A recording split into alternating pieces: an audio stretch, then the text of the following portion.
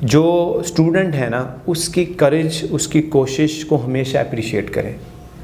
अगर उसने गलत भी लिखा है ना, गलत भी सुनाया है, एटलीस्ट फर्स्ट ऑफ ऑल आपने उसको अप्रिशिएट करना है कि आपने ये कोशिश की। अब वो कोशिश कामयाब नहीं हुई, वो एक अलग चीज़ है, वो एक अलग मसला है। वो कहते हैं ना ट्राई अगेन, कि आप कोशिश करते करते मंजिल तक पहुंच जाते। उससे कहें अगर आपने ये किया है, ये गलत है, अकॉर्डिंग टू, मतलब उसे गलत की डेफिनेशन कुछ इस तरह से दें कि वो गलत भी हो, उसे लगे भी ना कि मैं शर्मिंदा हो रहा हूँ, ये इस तरह हो रहा हूँ। अब यहाँ पे उसने एक डेफिनेशन लिखे हैं, उसने ये लिखा है कि ये इस तरह है, आप उसे डायरेक्ट करें गलत है, चल बैठ जाके, वो मतलब एक शर्मिंदा होगा, पूरी क्लास के सामने शर्मिंदा होगा। आप उसे अगर इसके बजाय ये बोलें कि आपने जो लिखा है आपने बड़ी अच्छी कोशिश की है, लेकिन ये ऐसे नहीं, इसको हम ऐसे करते हैं, तो वो खुश भी होगा, उसे लगेगा भी नहीं कि मुझे गलत कहा गया है, और उसको चीज़ों को ज़्यादा सीखने की फिर कोशिश करेगा।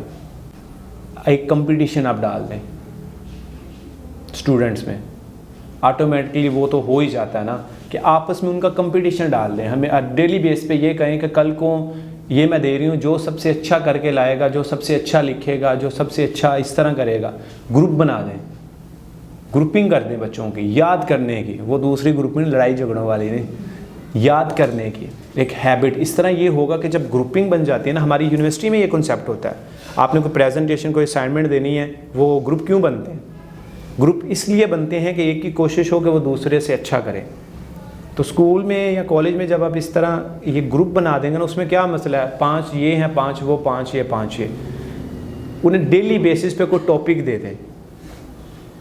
अब वो दौर नहीं रहा, मैंने पहले भी अर्ज़ की है कि जब हमें मोबाइल का पता नहीं होता था, हमें केबल का पता नहीं होता था, हमें अखबार का पता नहीं होता था। आजकल के बच्चों को एक एक चीज़ पता है।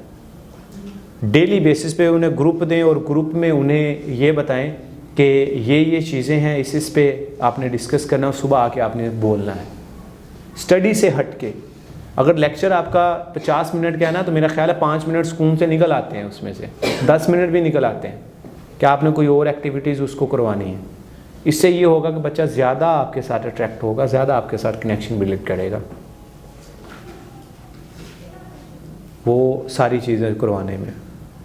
और जब आपने वाइट बोर्ड की तरफ आना है, तो वाइट बोर्ड पे हमेशा, वाइट बोर्ड पे लिखने से पहले उनको लाजमी इन्वॉल्व करना। आपने ये नहीं करना कि ये फ़र्ज़ करें आप आई हैं इधर आके खड़ी हो गई हैं, फ़र्ज़ करें कुछ भी ये लिख दिया, एक लाइन है ना, एक डेफिनेशन है।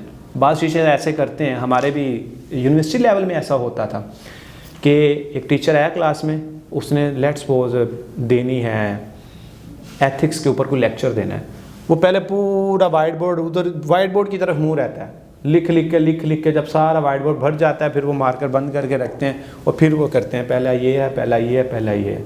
बच्चे पीछे बैठे वैसे ही वो बोर उस लम्हों में हो जाते हैं, वो तवज्जो करेंगे नहीं। तो इससे बेहतर हल ये है कि आप एक एक लाइन लिखें, बच्चों को साथ में इन्वॉल्व करें कि ये इस तरह है, पहली लाइन लिखें, बच्चों से पूछें कि ये इस तरह है, इस तरह लिखते हैं, लिखते जाएँ, साथ इन्वॉल्व करते जाएँ। जब वो रिपीट करेंगे तो वो ज़्यादा आपको रिस्पॉन्स करेंगे। इसलिए नहीं कि आप अपना वो सारा लिखा के एंड पे बस जब ख़त्म हो जाए लिख दें और फिर उनको पूछें नोट कर लो, चलो जी। ऐसे नहीं ना होगा कि उन्हें सारा लिख के कहें चलो जी इसको नोट कर लें और सुबह कर लाइएगा। पहले उसको समझाएं, सारी चीज़ें डिस्कस करें, उसके बाद उसको करने की कोशिश करें।